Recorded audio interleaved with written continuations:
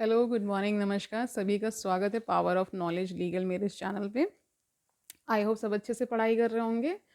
New year celebration is over, अब पढ़ाई में लग जाइए। और हमने सोशोलॉजी सीरीज शुरू की थी, तो अभी हम उसमें सोशल थिंकर्स कर रहे हैं। कार्ल मार्क्स इन कंटिन्यूएशन चल रहा है। आज उनके बारे में थोड़ा सा और जानेंगे, क्या क्या उन्होंने थ्योरीज दी हैं, कितना तक आज कर पाते हैं। शुरू करें आज का session. Let's get started. According to Marx, these relations are dynamic. Antagonists keep increasing, resulting into conflict between two classes. Similarly, the relationship between man and things also keeps changing. In a capitalist society, Marx foresees such a degree of exploitation that man loses control over his own labor also. तो वो यहाँ पे बता रहे हैं कि जो capitalist society यानी जो पूंजीवाद है, उसकी वजह से क्या होता है कि ये हम देख पाते हैं, हम ये भविष्य को भी देख पाते हैं कि उसमें क्या हो रहा है कि जो लेबर कर रहा है वो अपने लेबर को लूज कर रहा है और उसके उसके एवज में बहुत कम मात्रा में वेजेस को पा रहा है। ठीक है। According to Marx, these social relationships determine the existence of man and not his own will. According to the Marx, it is not the consciousness of men that determines their being, but on the contrary, their social being determines their consciousness. यहाँ पे एक उनकी बहुत बड़ी उक्ति है, वो क्या है कि कॉन्शियसनेस नहीं डिटरमाइन कर रहा है कि उसका होना, मैन का होना, बल्कि उसका सोशल बीइंग डिटरमाइन कर रहा है कि उसका कॉन्शियसनेस कैसा होगा। ठीक है, समझ गए।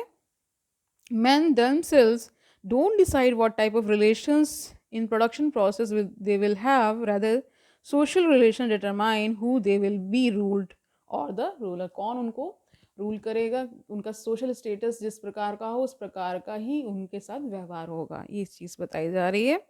ठीक है। That is material conditions also save the mental conditions of human beings. Man are not driven by the their inner voices, as these voices are subdued by material concentration and social relations created by these dominant material relations. यानी यहाँ बताया जा रहा है कि जितना materially यहाँ पे लोग ऊपर होंगे उतना ही वो क्या कर पाएंगे, ज़्यादा से ज़्यादा लोगों को रूल कर पाएंगे, उनको एक्सप्लॉइट कर पाएंगे।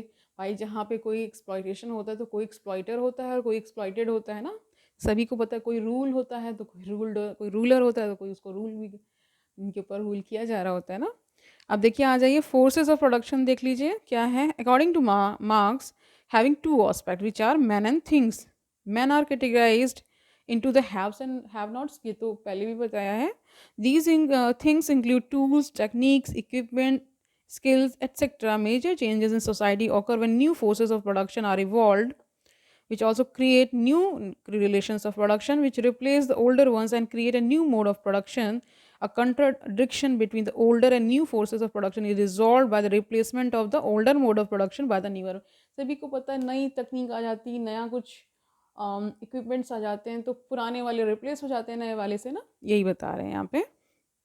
In every society there is centrality of one major thing. For example, in feudal society land is central. feudal यानी सामंतवाद जहाँ पे बहुत ज़्यादा था, वहाँ पे सेंट्रल क्या था, लैंड था। मतलब हर चीज़ लैंड के ही इर्द गिर्द मतलब घूमती थी। ठीक है। In capitalist society capital is central. Capitalist society में क्या हो गया, कैपिटल सेंट्रल हो गया। Forces of production helps in transforming the things which are available in nature into the things which can be exchanged in market. Forces of production also represent man's control over nature. ठीक है।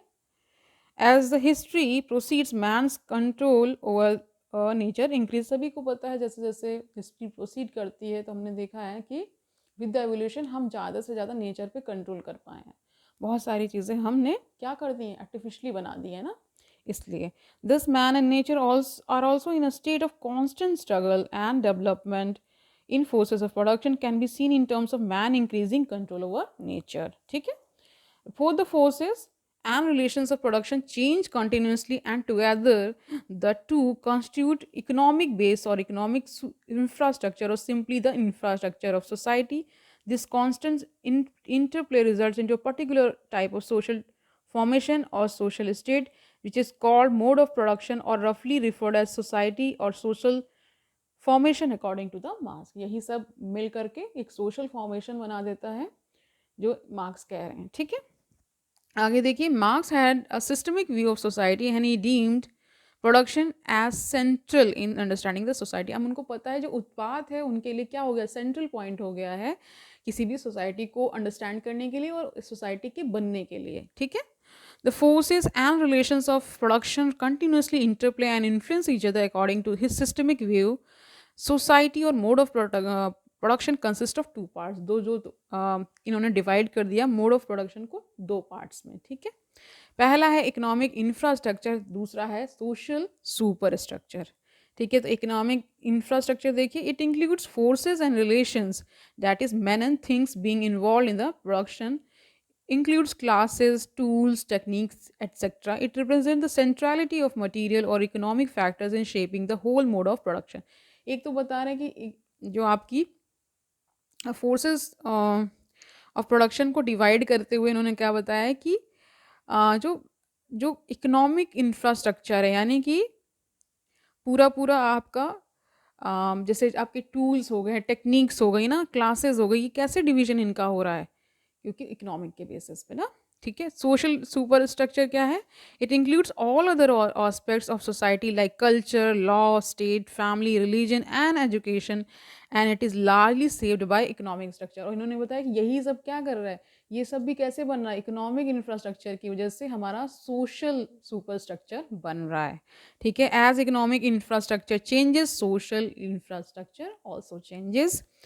Economic infrastructure saves social superstructure, which in turns helps in functioning of economic infrastructure. Thus, nature of forces and relations of production will result in similar superstructure and consequently a typical organization of society will emerge, which is called as mode of production. ठीक है। अब देखिए, a major contradiction in any production activity is that there is conflict between forces and relations of the production। इन दोनों के बीच में conflict रहता है, फोर्सेस के बीच में और किसके बीच में, रिलेशंस ऑफ प्रोडक्शन के बीच में। There is a conflict of interest between the various social groups in the relations of production, as forces of production are unequally controlled by such groups. For example, in capitalist production, forces of production include collective production by a large number of workers, yet they are privately controlled by the capitalists। ये सभी को पता है कि जितने भी capitalist होते हैं उनके पास क्या होता है कि कंसंट्रेशन ऑफ वेल्थ जो है उन्हीं के हाथ में चला जाता है ज़्यादा से ज़्यादा, तभी तो वो रूल कर पाते हैं, तभी तो वो सरकारें इधर से उधर कर पाते हैं, है ना। Contradiction is that while production is collective और social in nature, control over forces is private.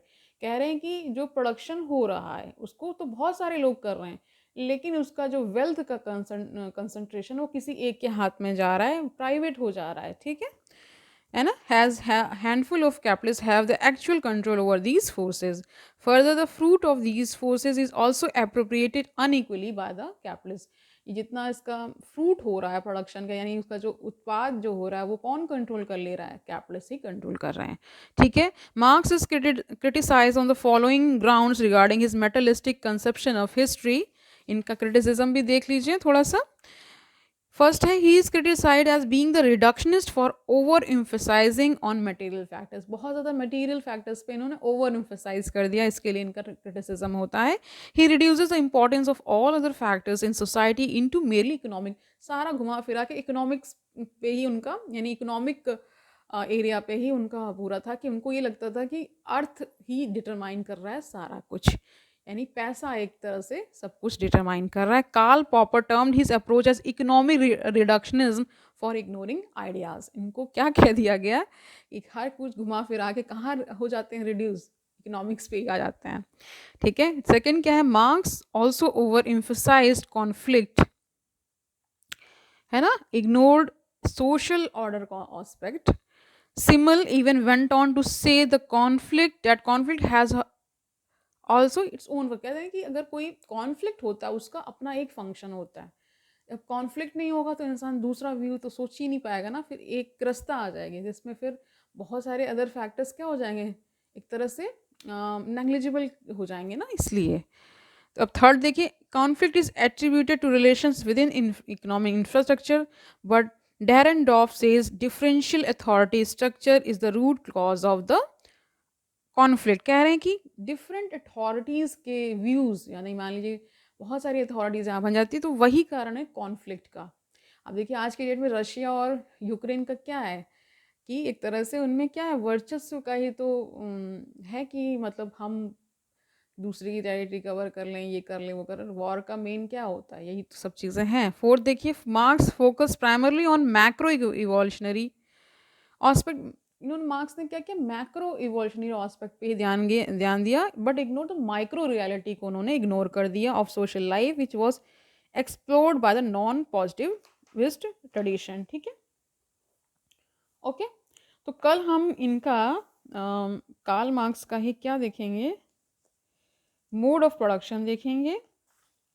ठीक है, कल मोड ऑफ प्रोडक्शन कंप्लीट करेंगे, फिर इनका आ जाएगा मार्क्स ऑन इंडिविजुअल, फिर एलिनेशन, है ना। और इस तरह से हम इसमें बढ़ते जाएंगे, क्योंकि इनका जो वर्क है बहुत ह्यूज है, तो इसको हम देखिए कितनी क्लासेस में कर पाते हैं, क्योंकि they very long chapter. Okay, ये देखेंगे दो आने वाले दिनों में। ठीक है, कल मोड ऑफ प्रोडक्शन को अच्छे से स्टडी करेंगे, एक एक पॉइंट को जानेंगे क्या क्या इनका मानना है, फिर इनका क्रिटिसिज्म भी देख लेंगे। ठीक है, आज के लिए इतना ही रखते हैं। ओके, अच्छे से पढ़ाई करिए, डोंट टेक बर्डन। ठीक है, अच्छे से पढ़ाई करेंगे तो रिजल्ट भी अच्छा ही आएगा। All the best.